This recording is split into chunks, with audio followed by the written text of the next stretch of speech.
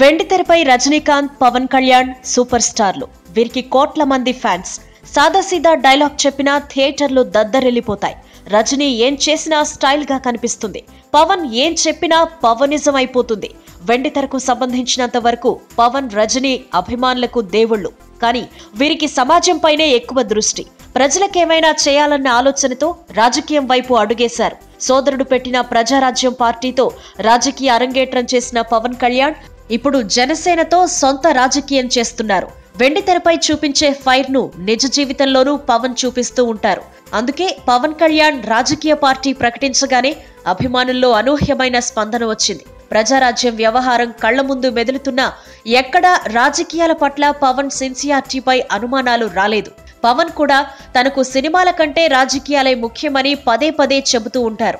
జనసేన పార్టీని ప్రకటించినప్పుడు ఇక తాను సినిమాలు చేయబోనని ప్రకటించారు కూడా. ఇదే చివరిది అంటూ పవన్ సినిమాలు కంటిన్యూ చేస్తూనే ఉన్నారు. సంక్రాంతికి రిలీజ్ అయిన పవన్ కళ్యాణ్ సినిమా అజ్ఞాతవాసి కూడా తనకు చేయాలనిపించలేదని తెలంగాణ పర్యటనలో చెప్పుకొచ్చారు.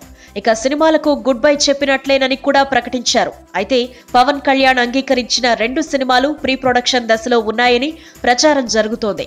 వాటిలో నటించి రాజకీయాలకు అంకితమవుతారా, లేక ఆ రెండింటినీ కూడా క్యాన్సిల్ చేసుకుంటారా అన్నది సినీ రాజకీయ వర్గాల్లో కలుగుతున్న సందేహం. కొత్తగా రాజకీయాల్లోకి వస్తున్నట్టు ప్రకటించిన రజనీకాంత్ కూడా కొంచెం అటు ఇటుగా సేమ్ టు సేమ్. నిరాడంబర జీవితం గడిపే రజనీకాంత్లో ఆధ్యాత్మిక భావనలు ఎక్కువ. భాషా సినిమా తరువాత పూర్తిగా సినిమాలకు దూరం అవుతానని రజనీ ప్రకటించారు కూడా. అయితే కొన్నాళ్ల విరామం తర్వాత మళ్లీ రీఎంట్రీ ఇచ్చారు. అప్పటి నుంచి చేసే ప్రతి సినిమా ఇదే చివరిది అనుకోవడం, ఆ తర్వాత సినిమాలు ప్రారంభించడం కామన్ గా మారిపోయింది. రోబో సినిమా తర్వాత రజనీ ఇక సినిమాలు చేయకపోవచ్చని తమిళ సినీ పరిశ్రమ కూడా గట్టిగా నమ్మింది. కానీ అనూహ్యంగా రోబో సీక్వెల్లో నటించేందుకు రజనీ అంగీకరించారు. ఆ తర్వాత కబాలీలో దడదడలాడించారు. ఇప్పుడు కాలా అనే మరో సినిమాతోనూ వచ్చేందుకు సిద్ధమయ్యారు. మరో సినిమా కూడా చేసే అవకాశం ఉందని ప్రచారం జరుగుతోంది. అయితే పొలిటికల్ ఎంట్రీపై అధికారికంగా ప్రకటన చేసిన రజనీ ఇక పూర్తి సమయం రాజకీయాలకే కేటాయిస్తారని ఆయన అభిమానులు భావిస్తున్నారు. అయితే ఫ్యాన్స్ మాత్రం రజనీని నటన ఆపొద్దని ఒత్తిడి చేస్తున్నట్టు సమాచారం. నిజానికి కోట్ల మంది అభిమానులు ఉన్న హీరోలు సినిమాలు మానేయటం అంత సులువేం కాదు.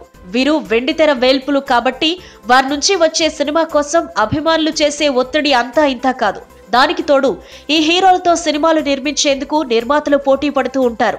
వ్యక్తిగత సన్నిహిత సంబంధాలను చూపిస్తూ కాల్ షీట్ల కోసం ఒత్తిడి చేస్తూనే ఉంటారు. పైగా పవన్ కళ్యాణ్, రజనీకాంత్ల సినిమా అంటే మినిమం 150 నుంచి 400-500 కోట్ల బిజినెస్ చేస్తుంది.